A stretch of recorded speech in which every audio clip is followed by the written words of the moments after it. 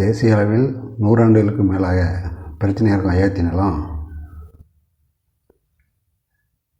2019 உச்சநீதிமன்ற தீர்ப்பினால் முடிவுக்கு வந்தது. அந்த உச்சநீதிமன்ற தீர்ப்பே பிரச்சனைக்குரிய அயோத்தி நிலம் ராமர் கோயிலுக்கு சொந்தமானது, அதனால் ராமர் கோயில் கட்டிக்கிடலாம் அப்படின்னு தீர்ப்பு சொன்னிச்சு. அந்த உச்சநீதிமன்ற தீர்ப்பு பிறகு அயோத்தியில் ராமர் கோயில் கட்டும் பணி மிக வேகமாக நடந்துட்டு அதனுடைய திறப்பு விழா ஜனவரி 22ஆம் நடைபெற இருக்கு. அந்த திறப்பு விழாவில் ராமர் கோவில் கருவறையில் ராமர் கோயில் வைப்பது என்று பிரதமர் மோடி அவர்கள் முடிவு பண்ணி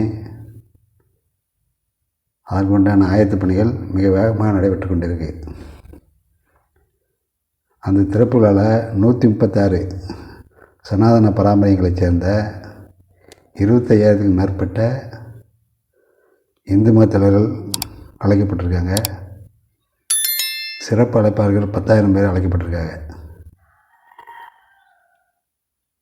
காங்கிரஸ் நாடாளுமன்ற குழுத் தலைவர் சோனியா காந்தி, காங்கிரஸ் தேசிய தலைவர் மல்லிகார்ஜுன கார்கே இவர்களுக்கெல்லாம் அழைப்பு விடுக்கப்பட்டிருக்கு.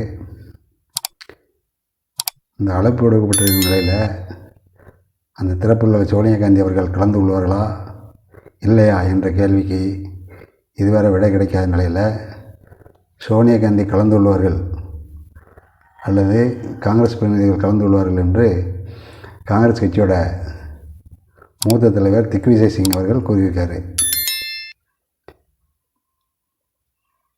இந்த திறப்புள்ள சோனியா காந்தி அவர்கள் கலந்து கொள்ளலைன்னா இதை வச்சு பிஜேபி அரசியல் செய்யும்.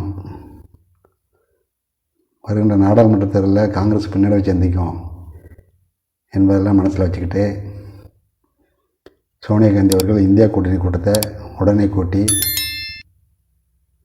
அதில் ஆலோசனை கேட்டு இந்த திறப்பில் உறுதியாக தான் கலந்து கொள்வேன் என்று தகவல் கிடைச்சிருக்கு. சோனியா காந்தி அவர்கள் உறுதியாக கலந்து கொள்வார்கள் என்று தானே சொல்லியிருக்காங்க.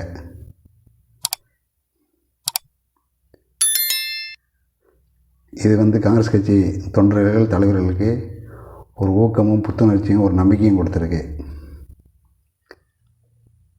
அதுபோக இந்து மத தலைவர்கள் போக பட நடிகர்கள், இயக்குநர்கள் இவர்கள்லாம் அழைக்கப்பட்டிருக்காங்க. நம்ம குறிப்பாக சொல்லணும்னா ரஜினிகாந்த், சிரஞ்சீவி, மோகன்லால், அமிதாப் பச்சன் இவர்களுக்கெல்லாம் அழைப்பு விடுக்கப்பட்டிருக்கு.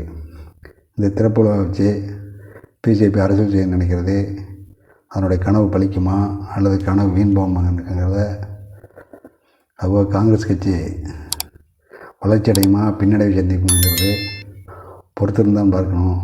நன்றி, வணக்கம்.